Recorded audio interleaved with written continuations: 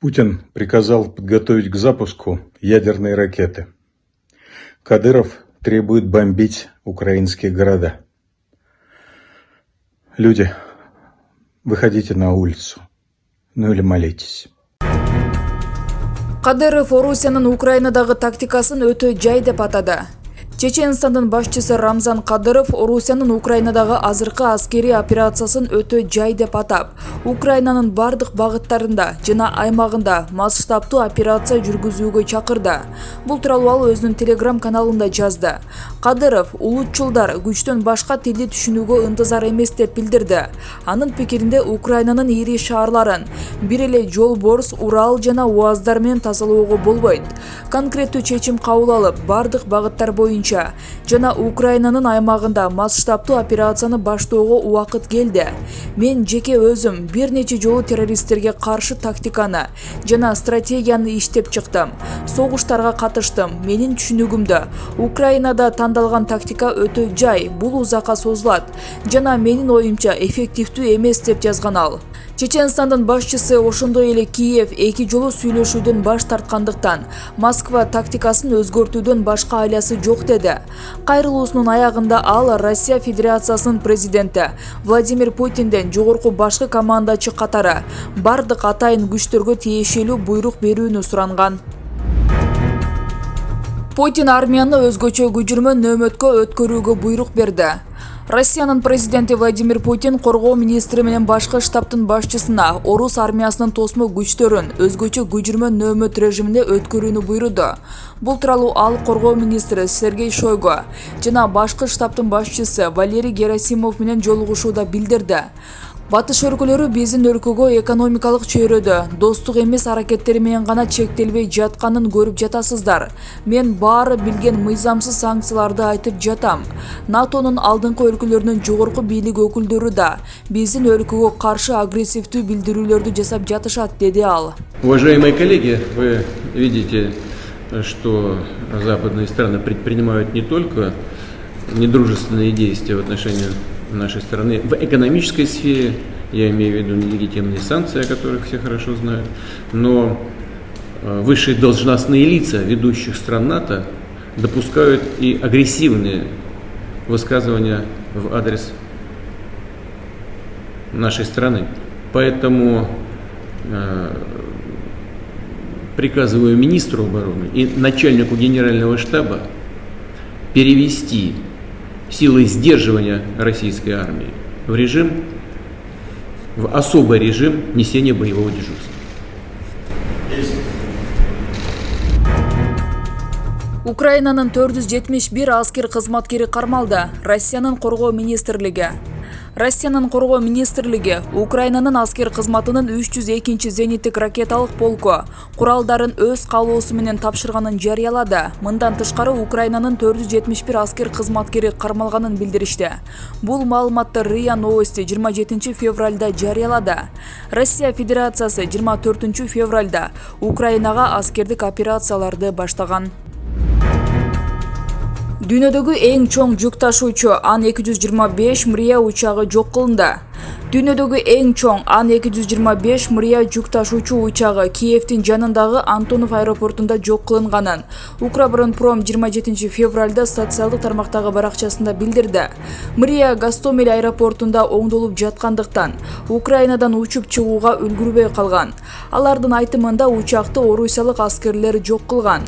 Аны калыбына келтирүүгө 3 миллиард доллардан ашык каражат керектелет жана 5 жылга жакын убакыт талап кылынат деп айтылат маалыматта. Укроборонпром учакты калыбына келтирүүгө кеткен чыгымдарды Орусия көтөрөөрүн билдирди. Украина Россия менен Гомель шаарында сүйлөшүүгө акыры макул болду.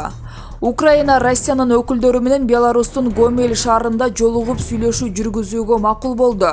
Бул тууралуу РИА Новости делегациянын башчысы, президенттин жардамчысы Владимир Мединский билдиргенин жазды. Белгилей кетсек, бүгүн 27 февралда эртең менен Россиянын делегациясы украиналыктар менен сүйлөшүү үчүн Минскиге барган. Анын курамына президенттин администрациясынан, Тышкы иштер министрлигинен, Коргонуу министрлигинен жана башка ведомстволордун өкүлдөрү кирген.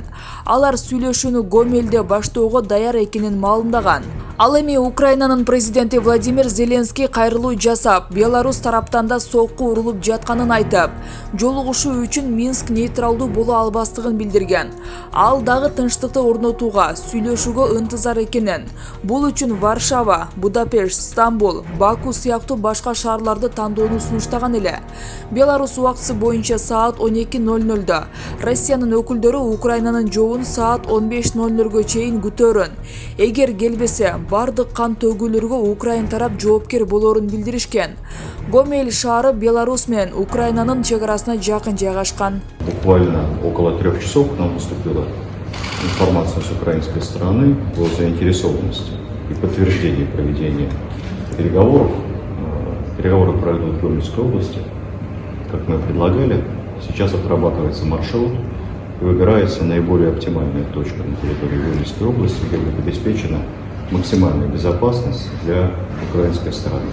Мы со своей стороны гарантируем 100% безопасность маршрута, проезда и будем ждать на этом месте делегацию администрации Украины.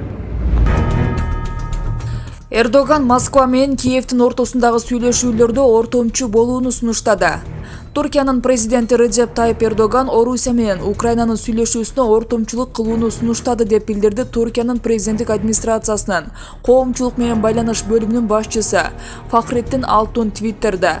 Биздин аймакта дагы бир согушка күбө болуудабыз. Президент Эрдоган Орусия менен Украинанын ортосунда ортомчулук кылууну сунуштады.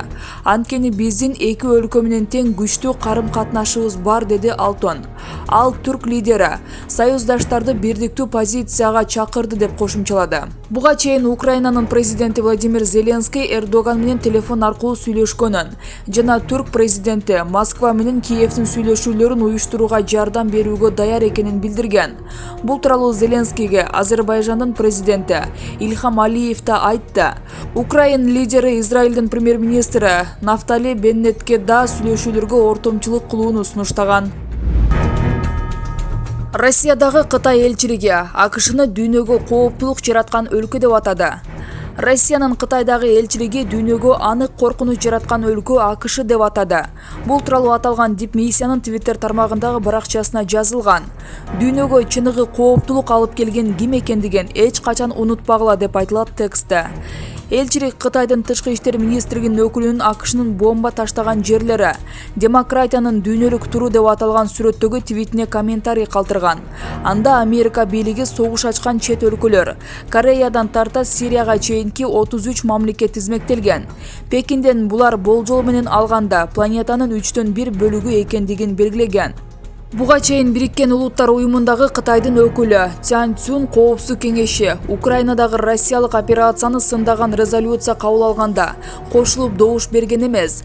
Ал Россия Федерациясынын коргонуу тармагындагы кооптонуусу негиздүү экендигин айткан.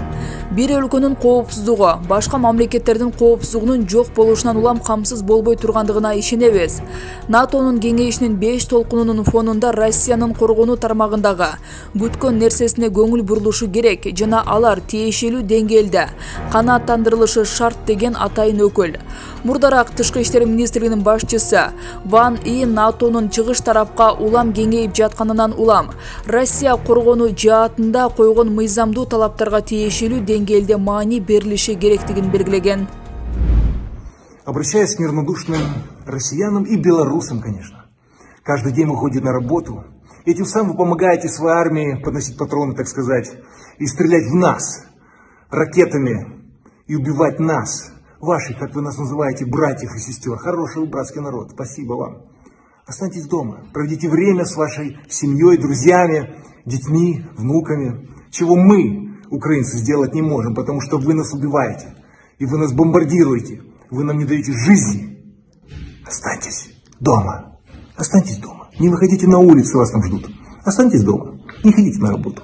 Просто останьтесь дома. Нашу поддержку и против войны. Спасибо.